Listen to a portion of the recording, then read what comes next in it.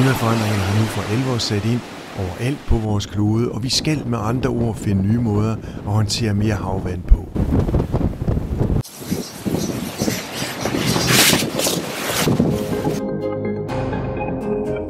Danmark har en kystlinje på op imod 9.000 km, og den kommer under voldsom pres i fremtiden.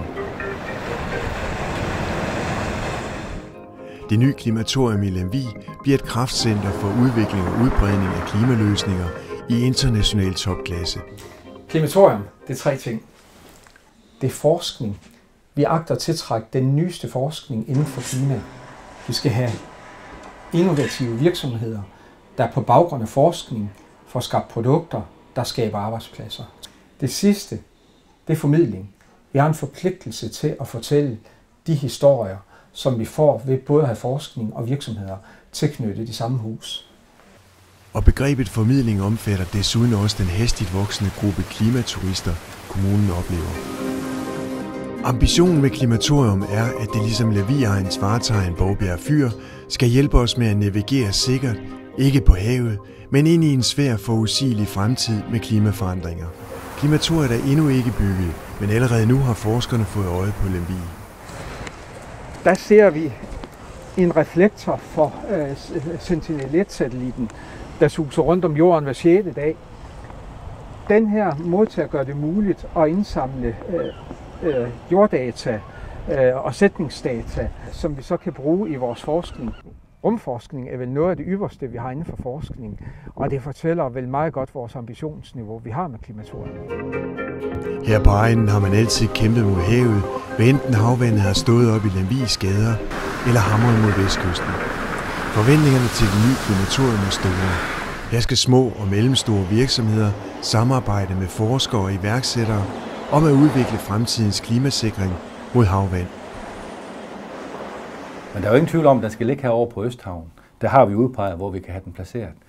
Og jeg tror også på, at det kan skabe nye arbejdspladser. Vi så det, da vi lavede muren. Forskellige fagdiscipliner går sammen om at finde en god løsning, der kan bruges i Lemvig. Den kan også bruges andre steder.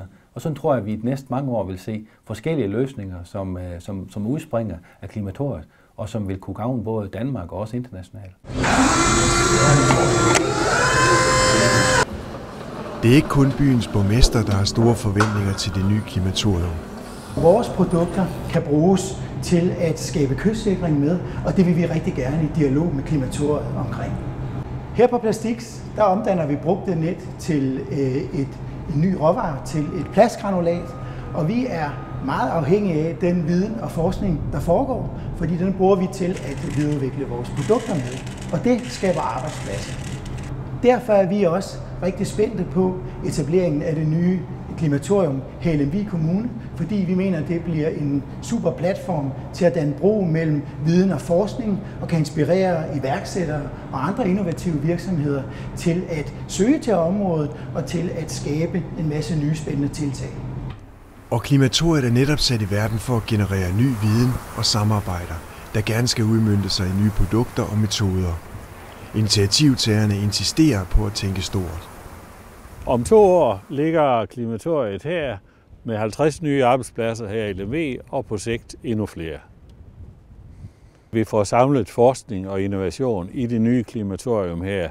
Det vil være med til på sigt ikke bare at skaffe 50 nye arbejdspladser, men langt flere og være med til at løse de meget store kommende klimaudfordringer. Allerede nu i den spæde start er der international interesse for det nye Klimatorium. Således siger Danmarks ambassadør for Australien og New Zealand, Tom Noring.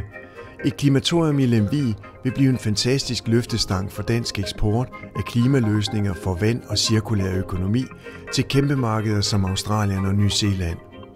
Og professor Per Knudsen fra DTU Space glæder sig over det nye samarbejde med Klimatorium og konstaterer, at satellitter er fremtidens medie for klimaforskning.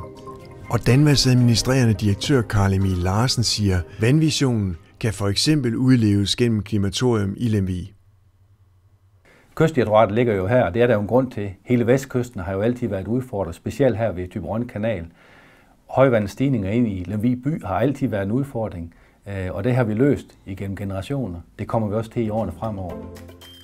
Det nye klimatorium i Lemvig skal understøtte den nyeste forskning på området, understøtte innovation og innovative virksomheder, understøtte klimaturisme og formidling.